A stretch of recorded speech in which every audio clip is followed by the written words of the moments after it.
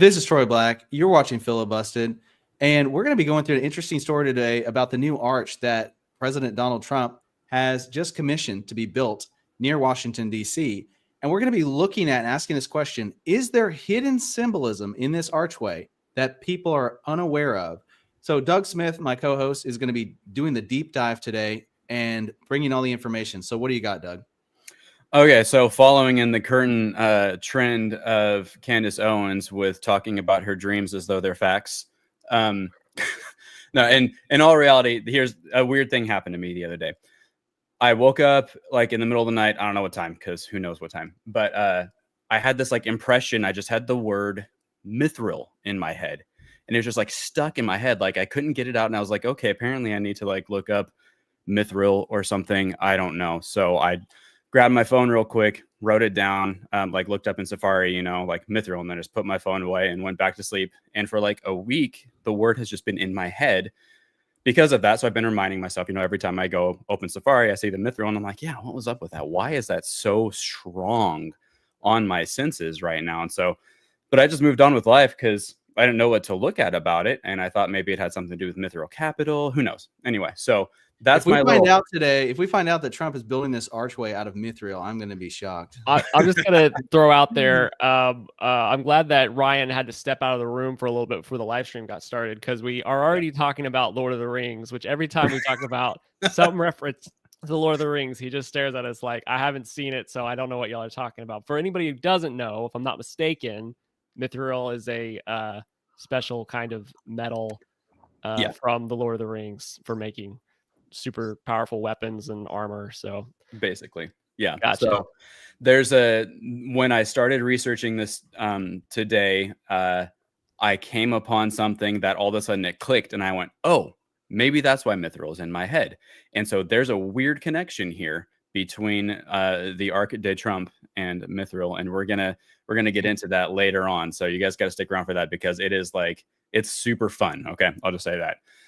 But for the news update, for those who don't know, while Trump was giving a presentation on what he's doing with the ballroom that's happening right now that everybody's all up in arms about, he also, side note, had some information on wanting to build this archway. And I can't remember, I didn't write down the actual name of it, but it's been infamously dubbed the Arc de Triomphe. I think it's called Independence Arch. Yes, it is. Thank you.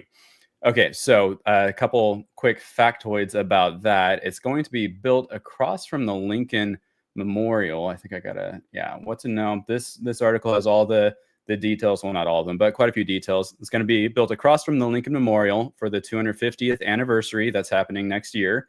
And it will be in the traffic circle in front of the Arlington National Cemetery. The estimated cost is unknown, and he wants it built by the America's birthday next year, which is kind of crazy, because that's fast.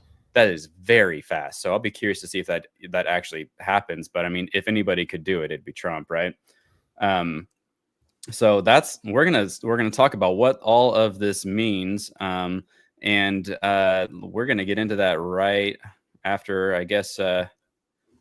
We didn't. I have stuff in my notes here, so normally we do title card, but I think we're way past that. Hey, we will just play it in our minds, and then sounds good. Play the Filibusted theme song now.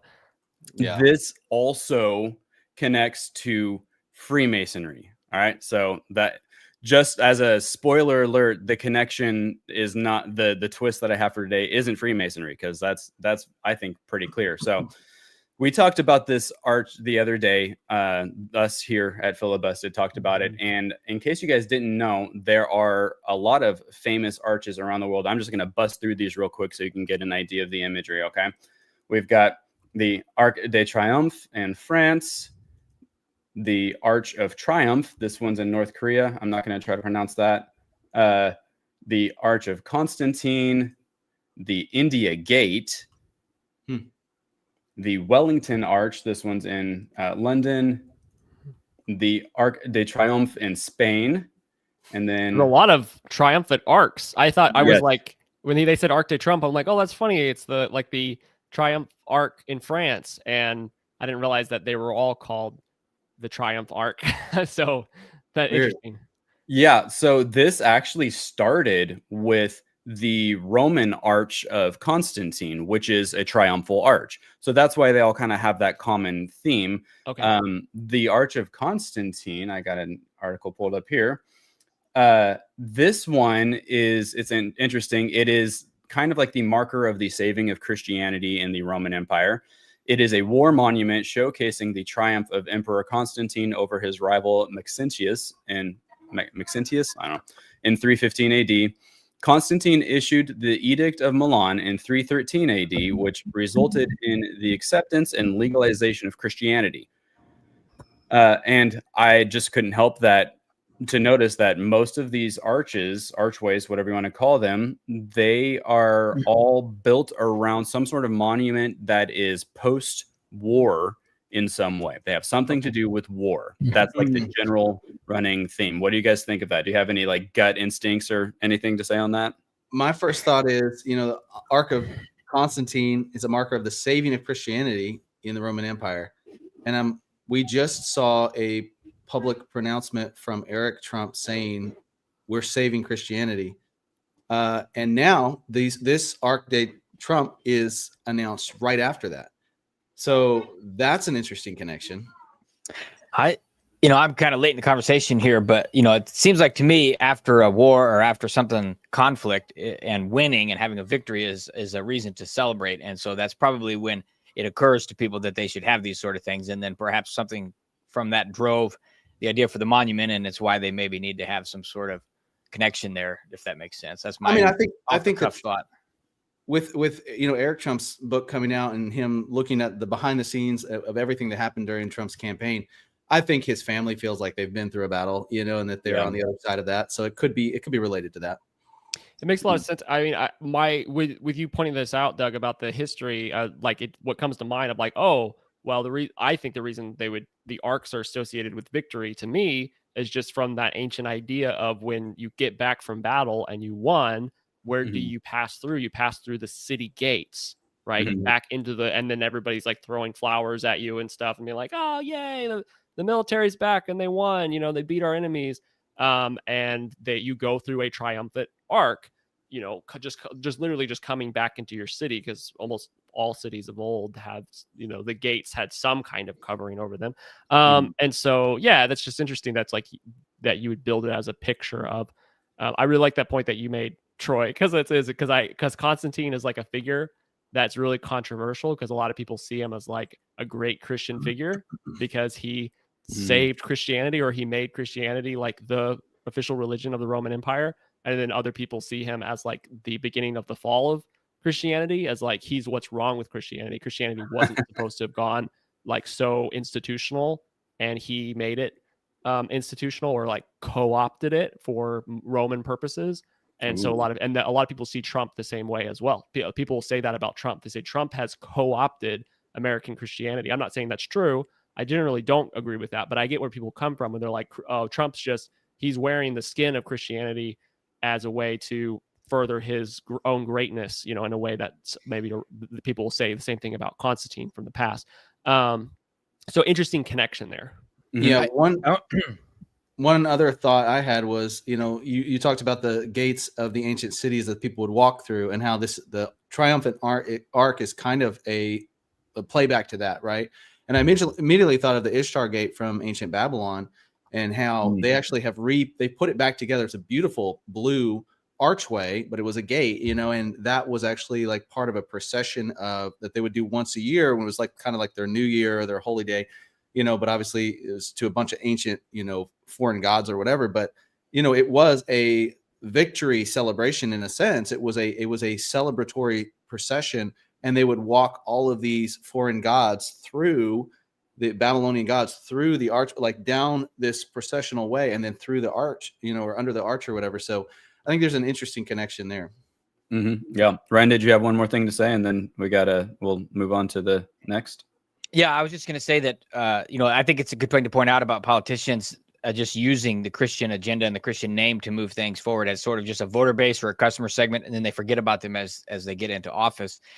That is one thing that I trumpet as different about Trump, is that he has actually taken steps to move actual Christian interests forward. Now, he's taken some steps that do not move them forward, but by and large, he is the only political leader in really the last few decades that has actually acted in a positive fashion toward biblical Christianity, whereas others just kind of forget about it once they get elected. That's true. It is still an interesting parallel to Constantine in general, regardless of how you view Trump and how that's all working out. Okay, well, we're going to also talk about the Freemasonry connection here, and I'm excited to show you guys we got some fun images to go along with it too, so you're not just like shooting in the dark here trying to figure out what the heck I'm saying. So but before that, we're going to hear a quick word from our sponsors. Investing can be confusing and scary, but it doesn't have to be. Genesis Gold Group takes the guessing out of the game and guides you on your gold investment journey. We at Filibusted love the genius design of the Prepper Bar, which breaks up into sections, kind of like a chocolate bar. But if you prefer high security insured gold storage, they have that too. And unlike Fort Knox, the gold is actually there, 100% owned by you. So don't wait to get started. Visit filibustedgold.com today for a free investment guide from Genesis Gold Group. So, of course, no topic of mine would be complete without a little history lesson on Freemasonry. Okay, that's, if you've been following us long enough, you'll know I have a tendency to see all of that here. But I mean, it's there. I don't know what to tell you guys. So some of you may connect this topic to a previous one that we did on the pyramid. There's a lot of things that I said in this video that I have pulled up here. If you guys are interested, go watch this video. It was really interesting. Lot of connections, the same kinds of concepts are about to come up with this. So the arch, these archways are older than the Roman Greek era things. They go back there, but Freemasonry is one area where they have talked about this a lot. In Freemasonry, they have what's called the Holy Royal Arch. And we're going to talk about that. And I don't have my images up. Hold on one second. These are really important images, and I'm not sure why they didn't get in there. It's all good. While you're pulling those up, Doug, I'll say this much. We were kind of talking ahead of time about the potential to incriminate Trump specifically when it comes to bringing up Freemasonry imagery and like making those connections to this archway. And I think we, as a team, we kind of agreed that we're not trying to do that. We're not trying to say, oh, look, Trump is putting up Freemasonry symbolism, but rather in Trump's attempt to build a monument, which, I personally think is cool, and like classical design style, that kind of stuff, and like we need more beautiful things. We need more beautiful buildings, and we kind of lose that sometimes in the modern age. But just the design style that they went with and whatever design team came up with this, like, they have included some of this symbolism, whether knowingly or unknowingly, in the building of it. And Doug will get more into that and obviously, bring that more into the light. Absolutely. Yeah. I just wanted to throw this comment on the screen because we were talking about before it started. And in the same vein, it's like we're pretty partial to classical looking architecture because it is beautiful. And we have had a problem with postmodern architecture being the most hideous, ugliest thing known to man, which we don't have time to get into why, but there is, I'd say, specific spiritual reasons why people make really ugly stuff and try to pass it off as like publicly facing architecture. So yeah, definitely partial to beautiful classical looking things, but I am interested to get into the possible Freemasonry connections.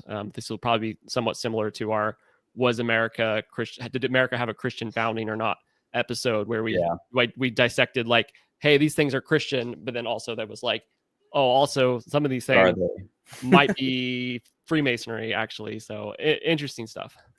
So I want you guys to really like remember some of the things that we're going to go over, and I might have to refer back to these images, but I'm just going to break down what's going on with the imagery here. And this is information that I have garnered from years of research, and also this is straight from the horse's mouth stuff too. Like, I mean, this is what the Freemasons believe. I'm not just interpreting this on my own.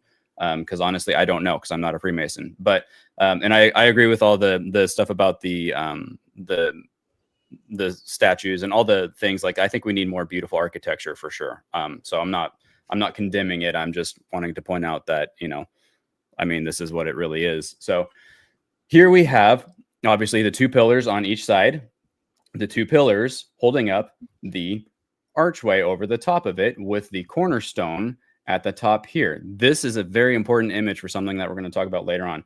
So the way this works is you have the black and white checkerboard here at the bottom. The black and white checkerboard represents the duality of light and darkness. And if you are thinking in this mindset, this is all according to Freemason stuff. If you're thinking in this mindset, you're thinking too much in a duality mindset, and you're supposed to raise up into the archway where the light comes through the cornerstone at the top here. And this is also pyramid imagery too. It's all the same kind of concept. And then the duality is also represented by the sun over here and the sun over here and moon over here. And then you have from death at the bottom to life at the top. These 7 stars right here represent the Pleiades, and they are like the sort of guiding lights to our destiny. And so that's a pretty quick breakdown of that. And then I wanted to show this one because it has obviously the same concept. This is still Freemasonry, but here you see obviously the Star of David or the Seal of Solomon. What the Seal of Solomon represents here is as above, so below. And then you have the all-seeing eye up here with the rays of the sunlight coming down and illuminating the subjects below. Okay, that's like really, really quick, basic Freemason history. So what it comes down to is deism still at the end of the day. That's what this is. I'm going to hop back over to this one while we chat for a second, because I want you to really think about that one more. So Trump, when he was talking about this, this Independence Arch, on top of it, there is actually, I can just hop back over here. This little statue right here is a goddess. And he referred to it as the Lady Liberty, but the guy who made these plans referred to it as a different goddess. And that goddess's name is the goddess of victory. In other words, Nike. Let me see if I got the right. I put all this up here way too fast, and I got these out of order. So I don't think I have the image of Nike up there. I thought Nike was a dude. Nike's a goddess? I thought Nike was a god. No, she's female. Oh, really? Okay. Mm-hmm. She represents the triumph in war. She's associated with the sun and with glory, symbolizing radiance. It's an interesting connection because where he's putting this arch is right in front of the Arlington Cemetery, which is the place of the fallen heroes on the west side of Washington, D.C., on the west side of other famous monuments over there, across the Potomac River. This is all really strange connections, okay? So he's putting this archway over there, this triumphal archway, across this river. The Potomac means a place to which tribute is brought or a place where people trade, okay? So the triumphal goddess, Nike, stands at the gateway to the west. She is the daughter of the goddess Styx.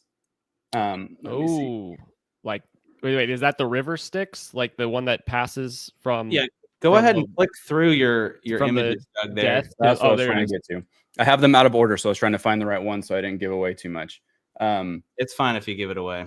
Yeah, I guess we'll get to it eventually. Yeah, the connections will still be kind of trippy. So this is an image of the river Styx this is Charon, however you want to pronounce his name, on the boat, the ferryman, basically. And then this is Styx right here, the mother goddess. So Nike is the daughter of these two. I forgot the king's name there. But this is the fallen, or the underworld, I mean. So that's the goddess that's going to be sitting on top of the triumphal arch. Interesting. And that is the same. He called her Lady Liberty, right? Mm-hmm. So it's the same. It's going to be the same. I was wondering about that because when he said Lady Liberty, I was like, wait a second, this little gold statue, she has wings. Yeah, there's no wings on Lady Liberty does not have wings. That's Yeah, I don't know if I very can- different looking. I- She's got a torch and Yeah. but Yeah, Oh, so man. all that's very interesting. But here's the crazy thing about it. So this whole archway architecture, the original iteration of it is, let's see if I can find it, is Hermes. This comes from Hermeticism, the original 2-pillar monument. Let's see. Oh, that's the National Cemetery for those who don't know. So, man. So this is a small, let me see if I can zoom in on it. No, it's not letting me. There we go. Okay, so this kind of represents in another sense the same two pillars. two pillars Yeah. creating an arc. What are these Right. characters? With the sun and moon. This is Hermes. This is from Hermeticism. So there, according to Freemasons, the 2 pillars didn't actually start with Solomon, which you'll see that a lot. Like the 2 pillars are related to the temple at Solomon. That's not where it started. It was there. It was referenced there, but it started much earlier than that. There are 2 Enochs in the Bible: Adam and Eve's descendant Enoch, and then Cain's descendant Enoch. In both cases, there were descendants named Enoch and Lamech, so it gets kind of confusing, but there are definitely 2 very different characters in the Bible. And so remember, everything that God does, the devil has a counterfeit version, basically. And that's what's happening here. Is Cain's Enoch is often referred to as the evil Enoch. In pagan lore, this Enoch is one and the same with Hermes. This character right here. This is the original Enoch from Cain himself. And so this is where we get the 2 pillars. Here's the lore behind this. The lore and history is really, really massive, but essentially it's attributed to ancient knowledge. So basically, Enoch was forewarned of the coming deluge, and in order to preserve the secret knowledge of all the forbidden knowledge, he wrote it down on these 2 pillars and created this archway that would withstand the flood, so that knowledge could be passed on to future generations. And that's what the Freemasons believe. That's what they think the 2 pillars are. That this is where the original 2-pillar concept comes from. And so the whole Hermetic religion basically is based on these 2 pillars representing the archway to enlightenment. Okay, symbolism makes a lot more sense all of a sudden. If anybody's not familiar with the Book of Enoch, I just did a whole lecture on it on Monday on my last Aliens podcast. But the good Enoch in the Book of Enoch, God warns him about the coming flood. In which, whether you believe the Book of Enoch is factual or not, it's the spiritual truths behind it, I think, are important, and it's even referenced in the Bible. In the Book of Jude references the Book of Enoch. But anyways, in that I talk about the Nephilim and the demonic stuff that was happening before the days of Noah, and then of course, and how that's connected to today with so-called aliens or extraterrestrial life. So go check that one out. But it's the difference here is really striking, because the good Enoch, God warns about the flood, and Enoch is kind of a go-between to communicate God's messages, and then he ends up taking God's message of judgment to the demonic fallen beings and saying, you're going to be judged, and these kids that you had with humans are going to be wiped out by the flood. So that's the good Enoch. So you have him versus the bad Enoch, who's like, oh no, God's going to wipe out everything with a flood. Quick, let's save the knowledge that these fallen angels gave us, because the forbidden knowledge came from the fallen angels. They gave them, all of the secrets to witchcraft and stuff like that. And they gave them hidden knowledge through trading with these fallen beings. And so he's preserving that hidden knowledge by making 2 pillars and carving it on it. The difference between those characters is night and day difference there. That's really crazy. Crazy story. Interesting. Wow. I've never heard that before. That's completely new to me. I didn't even know that was supposed to be a second Enoch. Yeah, that's interesting. I think I would say, is it established? I mean, like, or do they say where these pillars are? Is it just, this is just kind of like a folk legend? This is what they say. This is where they got this information from. As far as we know, it's a legend, but it's one of those where it's like, it's kind of a legend, like how the flood is a legend, like there are multiple stories over and over again, and it's been repeated often enough that if it weren't true, if there wasn't some truth to it, it probably wouldn't have lasted as long as it has, because it just keeps getting passed down, like reiterations of it and so on throughout the generations. That's interesting. I would definitely put the flood in a different category, but than a legend. But Right, but Doug there's is like archaeological evidence. I know the point, the parallel you're making there is where it's Yeah. like, okay, there's probably something to it. But I would say that God is sovereign, and Oh, so if that is the case, and he wanted those destroyed, they would have also been destroyed. But obviously, he's not. true. It's not outside of his control, is what I'm saying. I'm not saying it's his will that they weren't destroyed. You mean destroying the two pillars? This whole They did make it through the flood or whatever, or some people think I don't Nephilim think were they hanging on the did. side of the ark. And okay, yeah, I don't think they did. I think that they were lost, and so it's the Holy Grail mythology of trying to find the secret hidden knowledge. And so the Freemasons and other secret societies, their whole journey is to find this hidden knowledge. Oh, I see. They're finding it through the texts and through the stories and through the legends. Wow. And so Okay. you don't really necessarily Okay. need the two pillars anymore. As They long don't as need you to have, be literal. Got it. Like, Yeah, it- okay. The pillars sense. never needed to existed. What's important is the story of the pillars. Mhm. because And it the pursuit frames- of the information that they're looking for. Yeah, with it frames the knowledge. whole Freemasonry mindset that there was Thank you for secret that. knowledge that was lost, and maybe there's a way that we can regain it, kind of thing. So Interesting. that's crazy. That is crazy. Wow. Which is also Yeah. what I think the tech bros are currently doing when they take drugs and talk to demons or Absolutely. interdimensional beings, which Pretty is true. I much. talked about that on Monday as well. That pretty much. do you Tech have bros lots that of like very that. successful people that are currently putting themselves into an altered state through drugs or different kinds of meditations and things, and they're talking to the same kinds of entities, and they're like, oh yeah, do this drug or do this practice and you'll get to talk to this guy, this entity who gives you lots of good technology ideas. But it's again the same kind of concept from the ancient days, ancient stories of like, we're trading with this fallen god who's going to give us cool stuff, and it's doesn't end up well. But So I don't know that's if it was- why Freemasonry is bad. That's why it's bad. It's because of who they end up trading with. In order to I don't get know if it was that information. Was it last week or the week before we talked about the Tucker Carlson interview with, I don't remember his name, but he was talking about how he was researching rock and roll and the occult. And then he started researching the technology in Silicon Valley and realized he was researching the same thing. He was also finding occult and all this kind of stuff. And it's like, oh, wait a minute. It's kind of the same. So You're talking about it's Conrad pretty fascinating. Flynn. Yeah, Yeah. Conrad Flynn. Yeah. Yeah. So we're about to put an episode out about the weird ritual concert that they did at the pyramids recently, and they had two big pillars on each side of the stage. That episode's probably going to drop this weekend, but it's very interesting. Again, back to the pillars, right? But Doug, what you're talking about? Am I reading too much into the setup where you talked about Nike and like this statue, from the underworld being set to the west of Arlington Cemetery, which is like representative of, maybe a gateway between one world and another, in the sense that like all these souls have, gone to the afterlife or whatever. Like, am I reading too much into that? Like with where they're putting the ark, or is there anything else there? Because I don't think you're reading too much into it. And here's why. Because when you look at a lot of these archways over the history, they're all placed very specifically. Most of the time, this is not an accident. They make it look like an accident. Like when Trump was talking about it, he was like, it's in the traffic circle. So he was like, it looks like, something was supposed to be there a long time ago. So we're just going to throw something in there. That's like the general idea. And like, no, this is very intentional.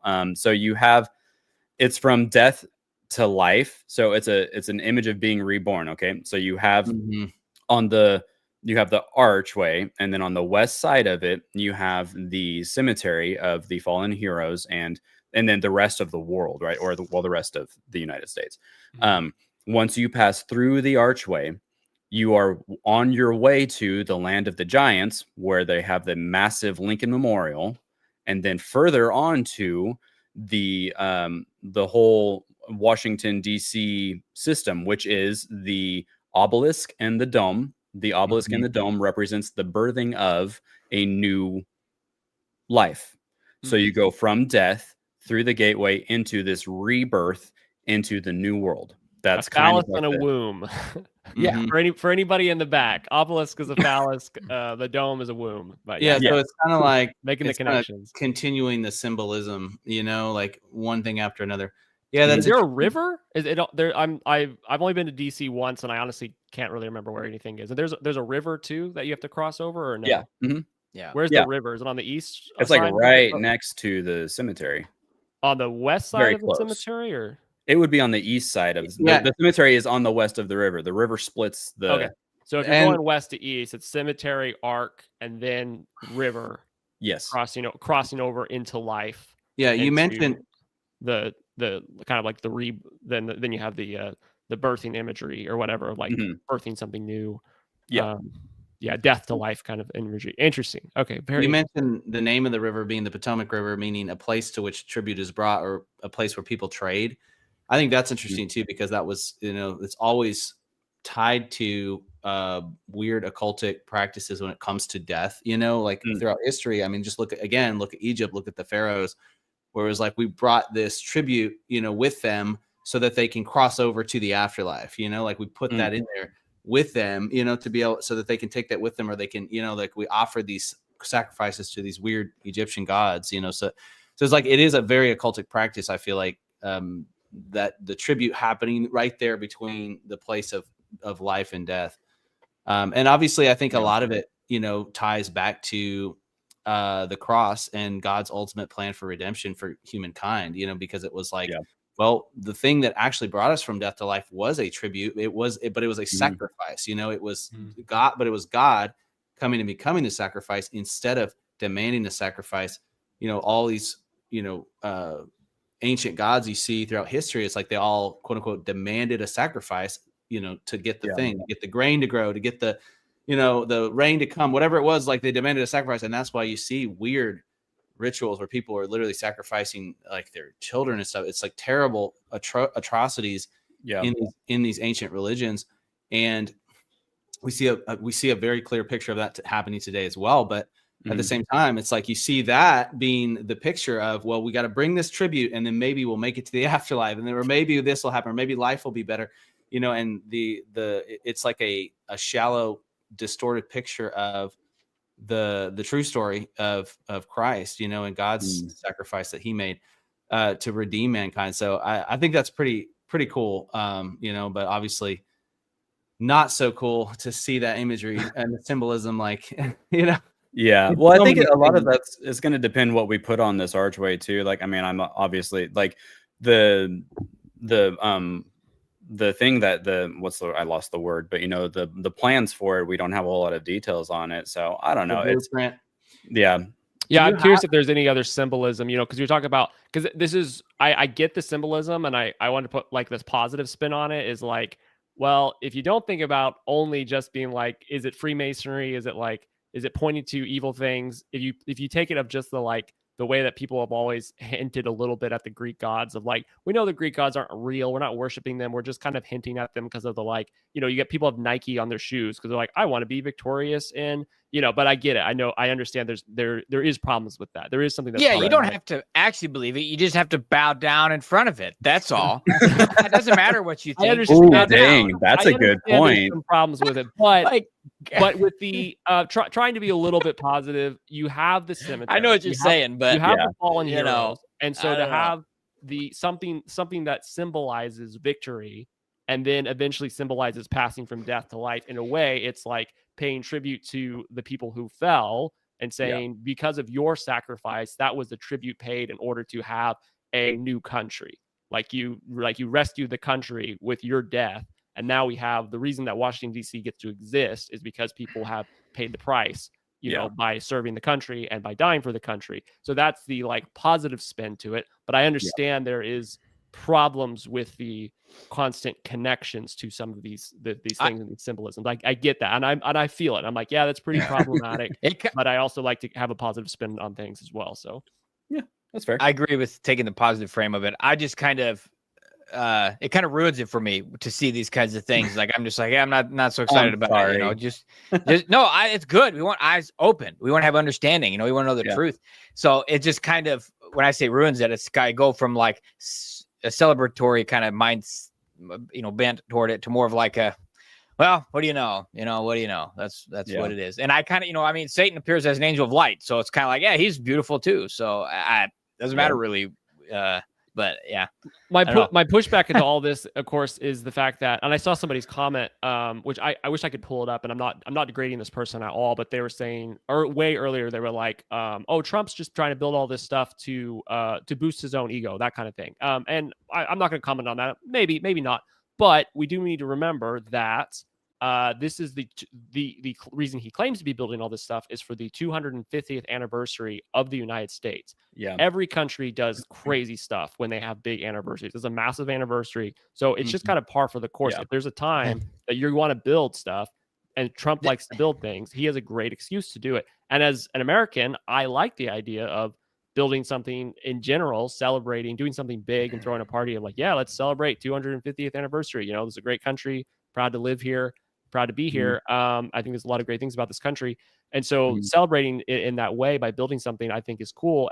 But it does kind of, and we talked about, classical architecture looks really beautiful. So I appreciate that it is classical looking as opposed to gross postmodern, nihilistic looking art, which just makes you depressed looking at it. Even though there's some problems with it. But it's one of those weird things where like we're talking about these pillars and being like, well, anything. This is my pushback. I understand, like it's got a goddess on top of that. However, and I understand Freemasonries love their pillars, but do you see that checkerboard down at the bottom, the chessboard? There's one time I made for a thumbnail for a video for one of our other channels. I put a chessboard in it, and somebody commented, "Why did you put a Freemasonry symbol in this video?" And I was like, a Freemasonry symbol? I don't know anything about Freemasons. Like I put a chessboard because it was referencing something that like that was like, I thought it fit with the video. And I was like, Freemasonry symbol. And it's one of those, I'm like, my point is it possible to make anything at all? Like, I mean, an archway there's a reason archways exist. They're useful. Right.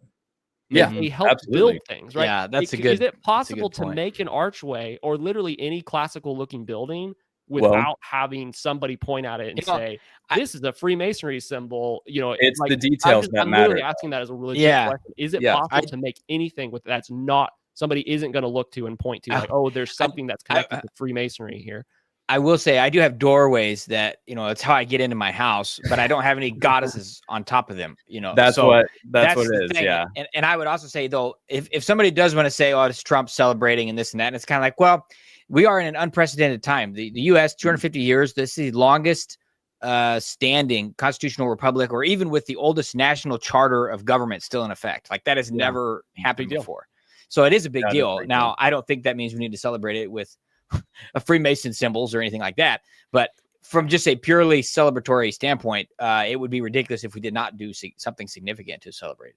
Yeah. So I agree with Reese's point. I'll just say this briefly that, if you look hard enough, you can find that the occult has tried to take over every symbolism, everything in life, is like, I mean, I got a comment from somebody the other day that they were like, oh no, I went and looked it up. I was like, things are occultic, and the list is like astounding to me. It was like covering your mouth when you yawn is an occultic practice. Oh my gosh. Yeah. I'm like, no, it's not. It's just, I'm being polite, so it's like, I am not going to sign over everything in life to the devil. I'm going to try to redeem what's redeemable.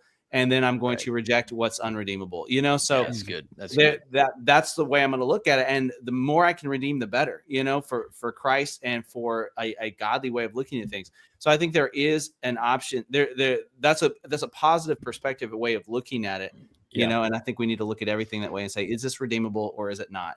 I totally agree with you. One more small point I'm going to throw out there, literally 20 seconds. I'm throwing this person's up there because I don't know about all this stuff, but Doug kind of gets into this when we talked about, was the nation founded as a Christian nation or was it founded as Freemasonry? I know he hinted at the fact that there was so much founding fathers and different people that were familiar with Freemasonry or a part of the Freemasons that I think there is some evidence to be pointed at that a lot of like the way that Washington, D.C., a lot of the monuments and different plans and stuff was drawn up with that kind of imagery in mind. And so what's funny about building something like this is it's just like aesthetics. You don't, if you have a room where everything is like, I don't know, like shag carpet in 70s style, right? You can't just throw in something that looks completely different and it's going to fit. My point being, if you're going to build something in Washington, D.C., if you want it to be consistent, then you're going to make it look like the things that are already built in Washington, D.C.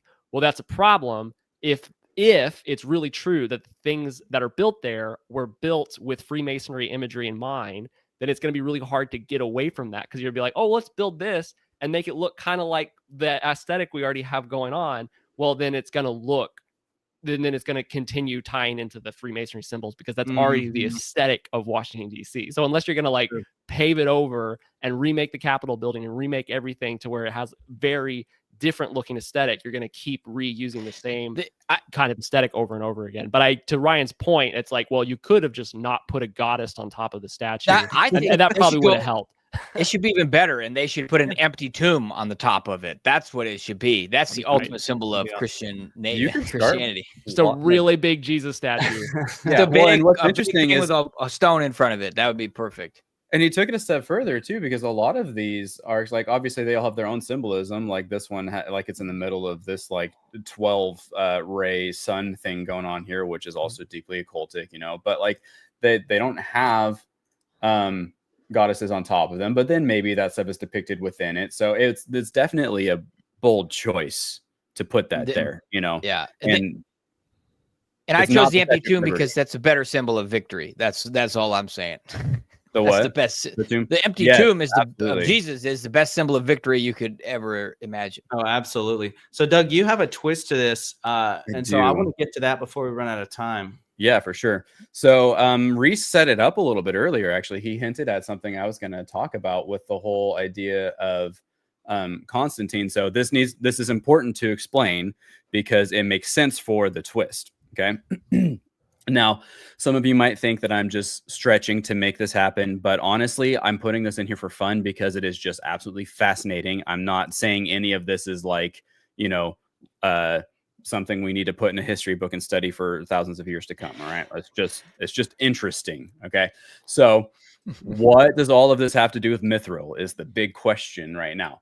So we have Emperor Constantine. When I was researching him, I noticed something very interesting. He was commonly understood to be a Christian. He converted to Christianity. His true devotion, though, has been a subject of controversy. And this article goes deeply into what all that is. When he built the Triumphal Arch, it was after his conversion to Christianity. So he was already a Christian when he did this. However, there are no Christian symbols on the arch. Or references, but instead there are monuments and symbolism that are referencing the unconquered sun. If anything, though, but to be fair, mostly it is just a war commemoration kind of triumph over the recent war. Most of it is that. But if there's anything spiritual in there, it's to the sun. It's not, and I don't mean like Jesus, the Son of God. I mean like the sun god. He also legislated a state holiday, the day of the sun, after he was a Christian. So this is why people are like, is he really a Christian? There's an image down here I wanted to show you. I think it's in this one. Yes, this also is an obelisk that is close by his archway. And it is a monument that depicts Constantine. On top of it, I don't know why I didn't get a better picture in this article, but on top of it is a statue of Constantine himself, who is depicted as a sun god, because in that culture, when you die as an emperor, you become a god, all that stuff, right? So here's a trivia question for you guys. What is the worship of the sun called in Constantine's time? What is the name for it? Do you know? No idea. All right. The big reveal. Mithraism. Oh.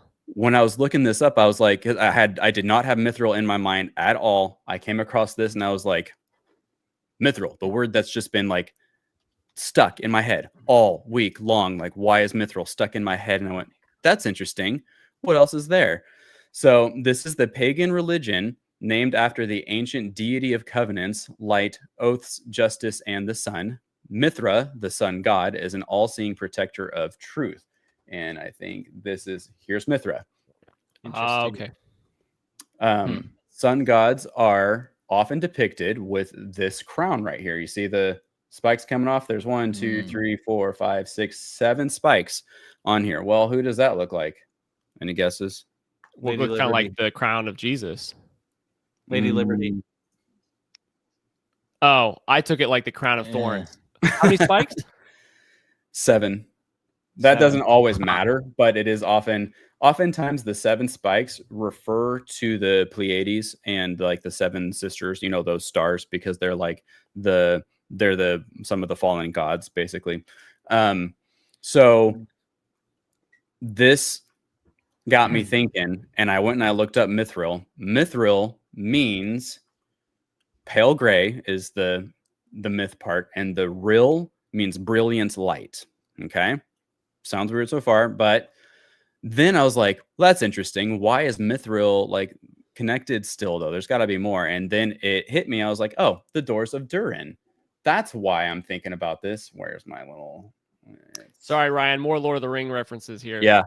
I don't know what to tell you All guys. like this, man. I got nothing. I'm sitting here trying to look up stuff. You I'm seeing still some might have anime something. So these are the doors of Durin that are the doorways to Khazad-dûm, if I remember correctly. Okay, so in this lore, the glowing decorations of the runes and the symbols on this archway, I don't even think I even need to explain that at this point. They are made from Ithilden, which is a specific type of mithril. Interesting. So to break down this symbolism, let's see if this will actually let me go in here. Yeah, let's hop in and look. All right, now. Oh, dang. Those are real similar looking. Isn't that weird?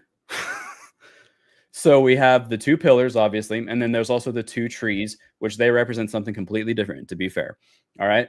And then we have the stars, 1, 2, 3, 4, 5, 6, 7 stars right here. Mm. And The Lord of the Rings fans are going to be really unhappy about I was this. going to say, we're I not know, I'm helping sorry. our case in convincing Ryan to read the Lord of the Rings right now No. by pointing out occult symbolism. you guys just keep talking. You're helping me get a continue. better understanding here. You're gonna be able to talk all about Lord of the Rings and not I'm even all have about seen it. more understanding, and you guys are delivering. Let's go. Oh, Seeing man. the curtain has been removed. Oh, Yes. it's so funny. So I'll say, like, just as a disclaimer on this, I don't think that Tolkien did any of this really on purpose. Tolkien was a student of mythology and languages, and he just wanted to create his own world, and he created it based off what he already knew and researched, and so this bled over into it.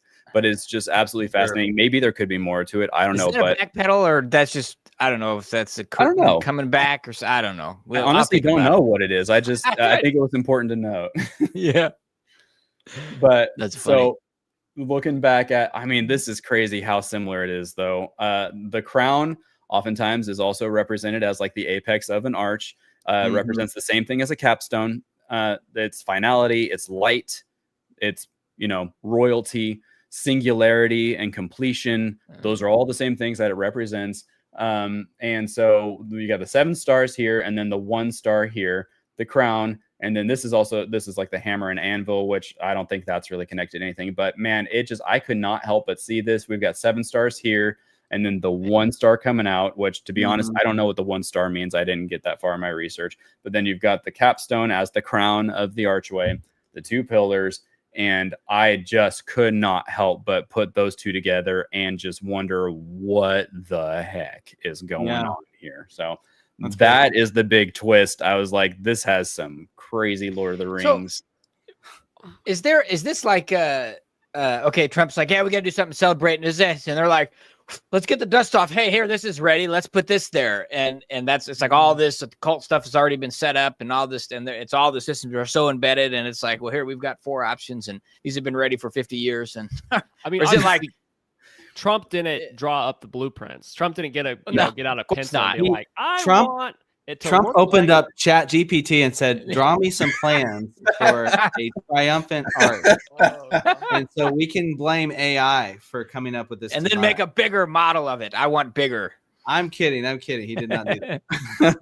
But if I could throw us back to the sun god just for a quick second, I do think it's really interesting.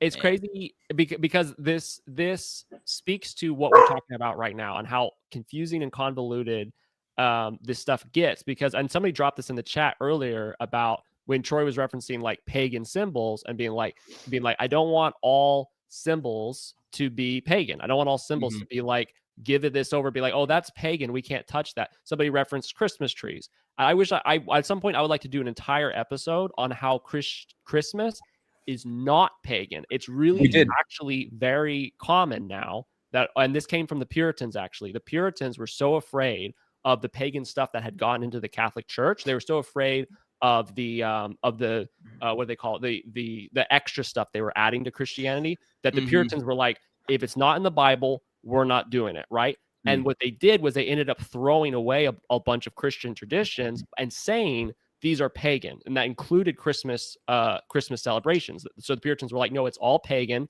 And they pointed to certain pagan things. The same Puritans who allowed deists into their churches at the founding of our nation. Those guys, is that what you're and also burned women at the stake, because they thought they were witches and stuff like that. But anyways, that's besides the point. I'm not saying everything that they did was bad. It's good to get back to the Bible. But here's the thing: this is still a misnomer where people think, oh, all of the Christmas symbolism is actually from pagan things. But I've seen a lot of research on this. If you go back far enough, there's actually a lot of evidence that almost every one of the Christmas celebrations and Christmas traditions originally was started by actual Christians with Christian purposes behind what they were doing. And then later on, pagans also took that and did something with it.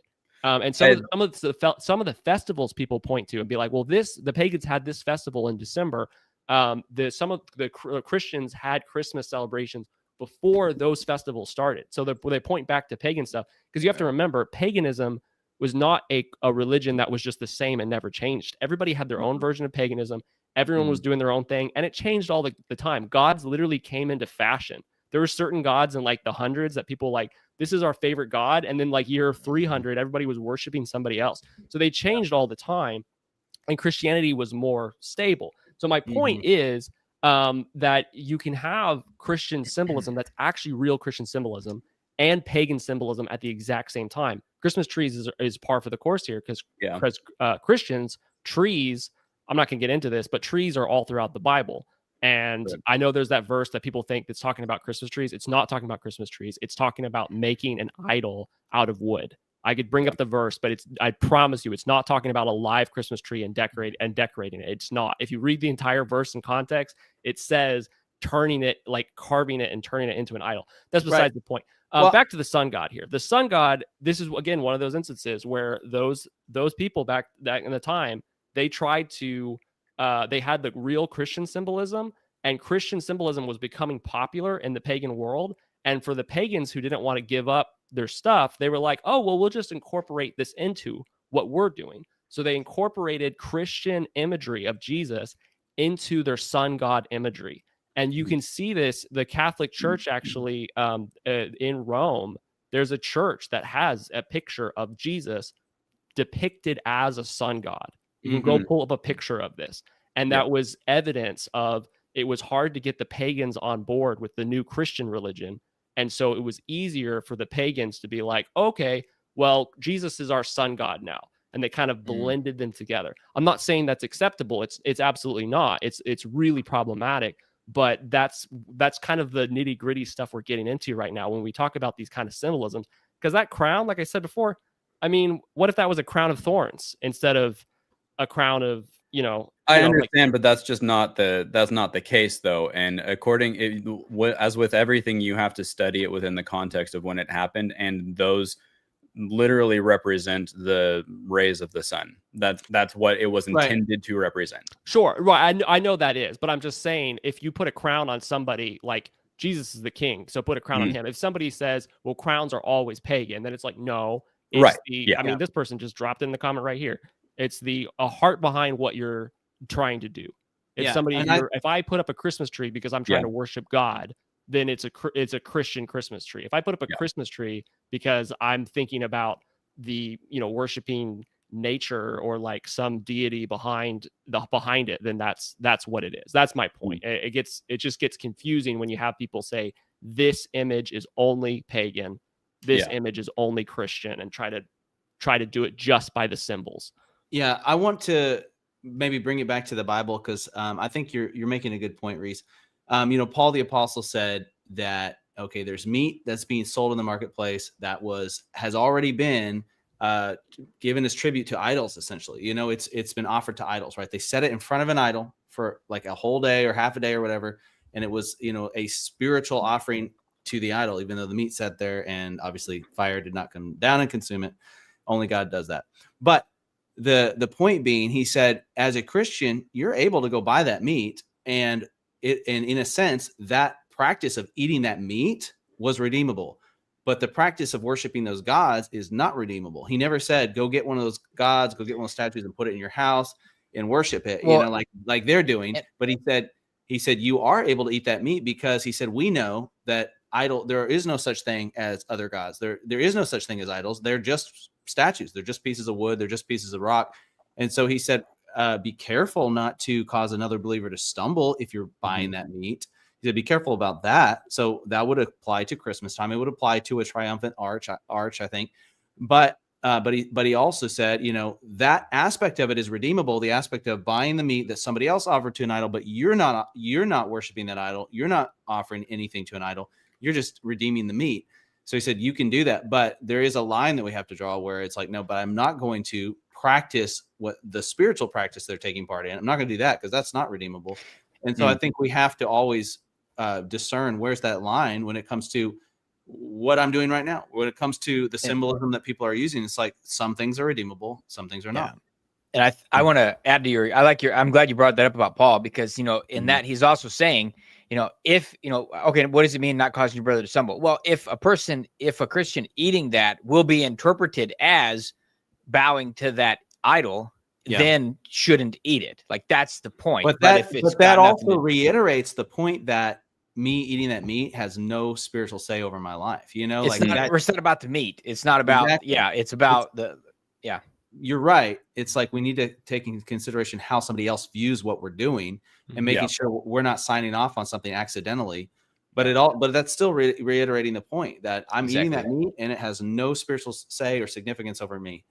Yeah. And so, and so also, the meat was half off too. So, there's so you can walk under the Arc de Triomphe and not be condemning yourself to hell. Is that what you're exactly the same way you can walk under a ladder and not be sure. cursed, or whatever.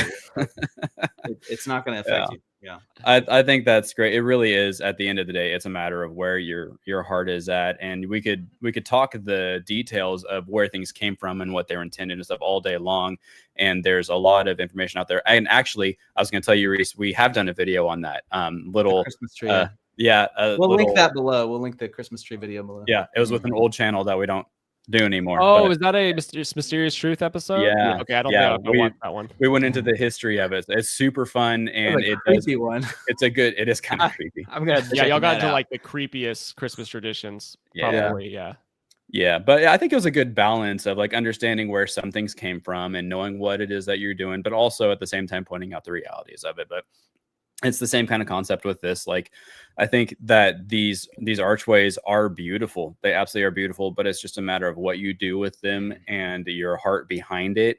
And I'm not so sure that Trump has any idea that it is so deeply rooted in the occult like this. Maybe he does, maybe he doesn't. I don't know. But I doubt it. I would be surprised if the person who came up with the original drawing, I can't remember his name, but it was a dude, like some architecture dude. I would be surprised if he didn't understand it to a degree, but I don't know. Well, I guess time will tell. If he got his ideas from AI, then we could just be seeing the rise of the Antichrist influencing. No, I'm just kidding. I think that's a good place to end the episode. Yeah. Well done. All right. Thank y'all for joining us again. And we're going to have some other episodes I'm excited about that are coming out later this week. So y'all come back for those. We're actually, for the hardcore fans that are on right now, we're going to be changing our schedule a little bit. We're not going to be live streaming every day of the week, but we're going to be shooting for, honing in on the best topics and maybe not spreading our efforts in so many different directions. So just so y'all know, we're not, the channel's still here. We're still doing it, but we're just going to be doing a few less videos than we have been doing. So Y'all have a wonderful rest of your day, and we will see y'all next time. Thank you, Doug, for bringing an awesome topic today. Yes, of course. Gold is not just a backup plan if the world falls apart. It's an investment opportunity that could set you up for generations. There's never really a bad time to invest in gold, but you want to make sure you have the right guide, and that is where Genesis Gold Group shines. Whether you are a first-time buyer or a seasoned investor, their trusted expertise and competitive pricing makes them an easy choice. They offer tangible assets in case of emergencies, but they can also design the perfect IRA just for you. And they'll even cut through all that confusing red tape from the IRS. We at Filibusted love the genius design of the Prepper Bar, which breaks up into sections like a chocolate bar. But if you prefer a more high-security insured gold storage, they have that too. And unlike Fort Knox, the gold is actually there and 100% owned by you. Genesis Gold Group is a safe, simple, and convenient way to invest. Visit filibustedgold.com today for your free investment guide from Genesis Gold Group.